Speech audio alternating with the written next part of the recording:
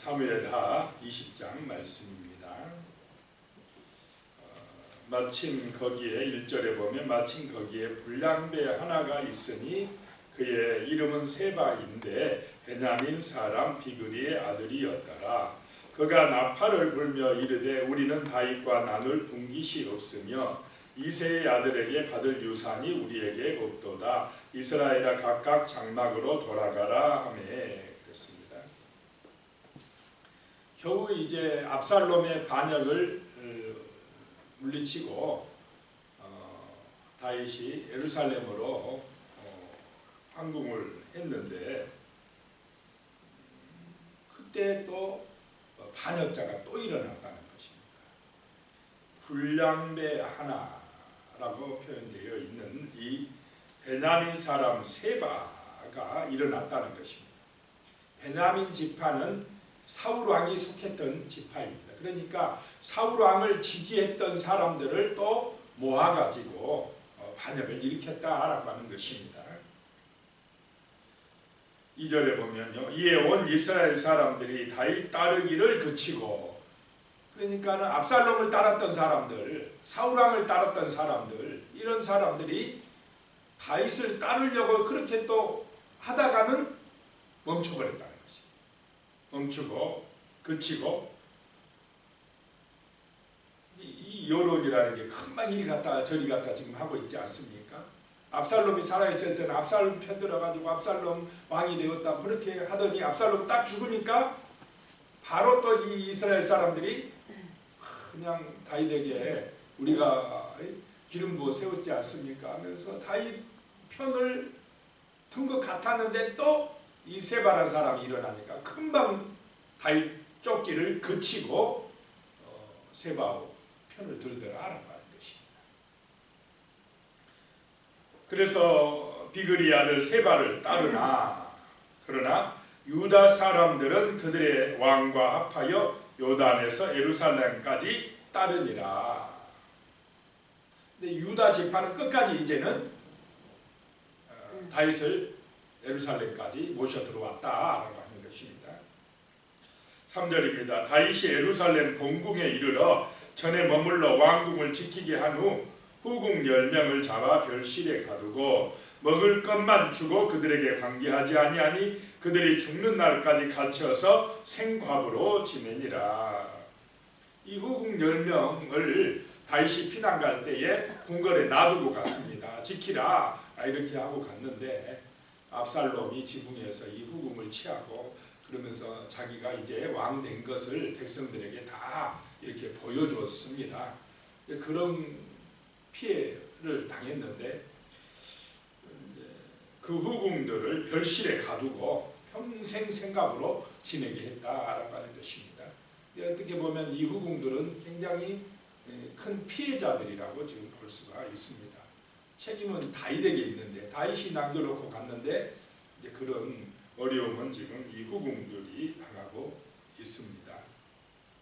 5절에 보면 아마샤가 유다 사람을 모으러 가더니 4절부터 보면요, 왕이 아마샤에게 이르되 너는 나를 위하여 3일 내로 유다 사람을 큰 소리로 불러 모으고 너도 여기 있으라 하니, 아마샤는 압살롬을 지지해서 반역을 일으켰던 장군입니다. 그런데 다윗이 요압을 대신해서 누구를 군대 장관으로 세웠습니까? 이 아마샤를 세우고는 빨리 가서 지금 급하다 세바가 반란을 일으켰기 때문에 유다 지파에서 큰 소리로 사람들 군대를 불러 모아라. 며칠 내로요? 3일 내로 그렇게 급하다는 것입니다. 그런데 5절에 보면 아마샤가 유다 사람을 모으러 가더니 왕이 정한 기일에 지체된지라. 왜 아마샤가 나가서 군대를 모집해 오지 못했겠습니까? 따르지를 않아요. 유다 사람들이 저 아마샤 저거 압살롬 하고 반역 같이 일으켰지 이런 생각을 가지고 있었고, 또 누구의 방해가 컸겠습니까? 요압 장군. 요압이 실제 군 세력을 장악하고 있었습니다. 너희들 아마샤에 가지마. 한마디로 말해서 이 요압이 그동안에 자기가 모든 그 군 세력을 장악하고 있었기 때문에 아마샤에게 못 가게끔 그렇게 했을 것입니다. 그러니까 아마샤가 아무리 모으려고 해도 모아지질 않아서 3일 내에 왕 앞에 그 군대를 모집하고 나오지 못했던 것입니다. 자, 6절에 그러니까 다윗이 기다리다가 안 되니까 다윗이 이에 아비새에게 이르되 이제 비그리의 아들 세바가 압살롬보다 우리를 더해야 하리니 너는 내 주의 부하를 데리고 그의 뒤를 쫓아가라. 그가 견고한 성읍에 들어가 우리들을 피할까 염려하노라. 걱정한다. 다윗이 지금 굉장히 두려워하고 있는 것을 보게 됩니다. 자, 이렇게 급한데도 다윗이 요압을 장군으로 임명 안 하고 누구를 임명하고 있습니까? 요압의 동생 아비새에게. 실제 더 싸움에 능한 사람은 요압이라고 볼 수 있는데 요압이 하도 누구의 속을 썩였습니까? 다윗을 속 썩이고 압살롬 죽이고 하니까 이 참 다윗의 입장에서 요압을 장군으로 임명하지 않으려고 하는 그런 마음이 있었던 것입니다. 그런데 7절에 보시면 요압을 따르는 자들과 요압이 자기가 군을 장악하고 전쟁에 나가는 것을 보게 됩니다. 그렛 사람들과 블렛 사람들과 모든 용사들이 다 아비새를 따라 아비새의 형이 요압이니까 또 같이 가는 것입니다. 비그리 아들 세바를 뒤쫓으려고 예루살렘에서 나와 8절이요 기브온 큰 바위 곁에 이름에 아마샤가 맞으러 오니 이때에서 또 아마샤가 나타나지 않습니까? 그때에 요압이 군복을 입고 띠를 띠고 칼집에 꽂은 칼을 허리에 맸는데 그가 나아갈 때에 칼이 빠져 떨어졌더라. 칼이 떨어져 나간 게 아니고 이제 요압 이 아마샤를 죽이려고 칼을 잘 뺄 수 있도록 준비했다 이런 뜻입니다. 9절에 보면 요압이 아마샤에게 이르되 내 형은 평안하냐? 요압과 아마샤는 사촌지간입니다. 그러니까 형 평안합니까? 라고 인사하며 아마사의 수염을 잡고 그와 입을 맞추려는 채 하면서 10절에 아마샤가 요압의 손에 있는 칼을 주의하지 아니한지라. 요압이 칼로 그 배를 찌르매 그의 창자가 땅에 쏟아지니 그를 다시 치지 아니하여도 죽으니라. 요압의 입장에서는 자기를 대신해서 왕이 누구를 장군으로 임명했습니까? 군대 장관으로. 이 아마샤를 임명하니까 되게 기분 나빴는데 그래서 잘됐다 하고 죽여버린 것입니다. 요압이 좀 못된 것 같아요. 이 사람이. 그래서 요압과 그의 동생 아비새가 비그리의 아들 반역자 세바를 뒤쫓을세. 11절에 요압의 청년 중 하나가 아마샤 곁에 서서 이르되 요압을 좋아하는 자가 누구이며 요압을 따라 다윗을 위하는 자는 누구냐 하니 자꾸 지금 이 군인들 옆에 있는 이 사람들은 누구를 내세우고 있습니까? 요압을. 아마샤는 제거해버리고 요압이 진정한 우리 장군이다, 장관이다, 막 군 세력의 책임자다 이렇게 지금 주장을 하고 있는 것입니다. 사람들이 그래 가다가 그 아마샤가 비참하게 죽은 것을 보고 막 서 있었다는 것입니다. 안 되니까 밭으로 끌어들이고 덮어버리고 빨리 이제 세바를 쫓아가라라고 했습니다. 자, 14절에 보면 세바가 이스라엘 모든 지파 가운데 두루 다녀서 아벨과 벳마가와 베림 온 땅에 이르니 그 무리도 다 모여 그를 따르더라. 세바가 돌아다니면서 막 지파별로 돌아다니면서 많은 세력을 규합해서 이제 다윗을 제거하려고 했다라고 하는 것입니다. 15절에 이에 그들이 벳마가 아벨로 가서 아벨이란 성으로 가게 됐습니다. 이 아벨로 가서 세바를 애우고 그 아벨 성에서 세바를 따르고 있었는데 그 성읍을 향한 지역 언덕 위에 토성을 쌓고 큰 토성을 또 쌓고 준비하고 있었다라고 하는 것입니다. 그런데 요압과 함께한 모든 백성이 성벽을 쳐서 헐고자 하더니 이제 아벨 성을 쳐서 헐고 오자 하더니 그때의 16절에 그 성읍에서 지혜로운 여인 한 사람이 외쳐 이르되 들을지어다 들을지어다 청하건대 너희는 요압에게 이르기를 이리로 가까이 오라 내가 내게 말하려 하노라 한다 하라. 이 지혜로운 여인이 아벨성 안에 있는 여인이 이제 요압 군대가 와서 아벨성을 다 쳐서 무너뜨리려고 하니까 마음이 급했습니다. 그래서 막 큰 소리로 외쳐서 요압 장군을 부른 것입니다. 17절에 요압이 그 여인에게 가까이 가니 여인이 이르되 당신이 요압이니까 하니 대답하되 그러하다 하니라. 여인이 그에게 이르되 여종의 말을 들으소서 하니 대답하되 내가 들으리라 하니라. 18절에요 여인이 말하되 이르되 옛사람들이 흔히 말하기를 아벨에게 가서 물을 것이라 하고 그 일을 끝내었나이다. 이런 속담이 있었다는 것입니다. 그러니까 어떤 문제가 생기면 어디 가서 물으면 해결된다 이 말입니까?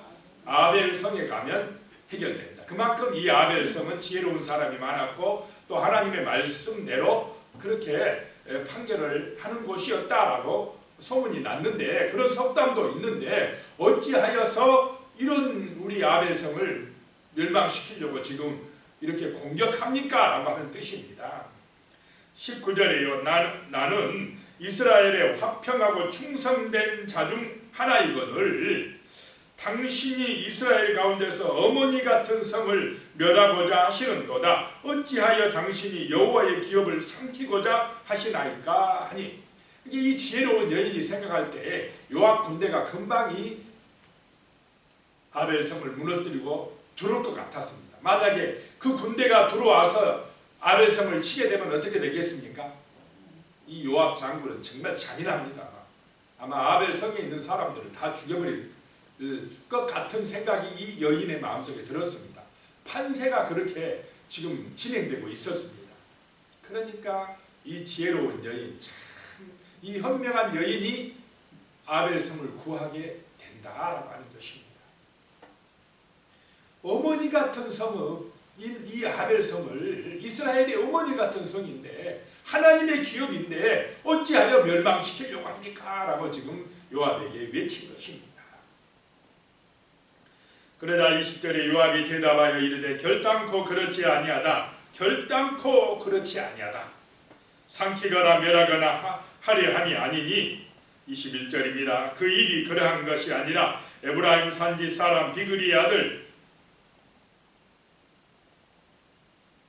그의 이름을 세바라 하는 자가 손을 들어 왕 다윗을 대적하였나니 너희가 그만 내주면 내가 이 성벽에서 떠나가리라 하니라. 세바만 잡아 내주라. 그러면 공격하지 않겠다. 누구 때문에 이런 문제가 지금 생겼습니까? 바로 이 반역자, 불량자 세바 때문에. 그러니까 세바를 빨리 지금 내라 라고 했습니다. 그랬더니 여인이 요압에게 이르되 그의 머리를 성벽에서 당신에게 내어 던지리이다 하고. 지금 이 성 안에는 많은 사람들이 누구를 추종하고 있습니까? 세바를 추종하고 있는데 이 판세가 보니까 여인이 아니에요. 그리고 이 세바라는 사람이 불량한 사람이라는 걸 알고 이 여인이 자기 성 안에 있는 백성의 지도자들을 어떻게 하겠습니까? 설득을 하는 것입니다. 참 이 여인이 지혜도 있고 강단도 있고 굉장한 여인이라는 것을 알게 됩니다. 22절에 이에 여인이 그의 지혜를 가지고 모든 백성에게 나아가매 그들이 비그리의 아들 세바의 머리를 베어 요압에게 던집니다. 이 여인의 말에 그 백성의 지도자들이 다 성 안의 사람들이 따랐다는 것입니다. 이에 요압이 나팔을 불매 무리가 흩어져 성읍에서 물러가 각기 장막으로 돌아가고 요압은 예루살렘으로 돌아와 왕에게 나아가니라. 반역이 진압되었습니다. 그 진압의 1등 공신이 누굽니까? 그 지혜로운 여인이었다라고 하는 것입니다.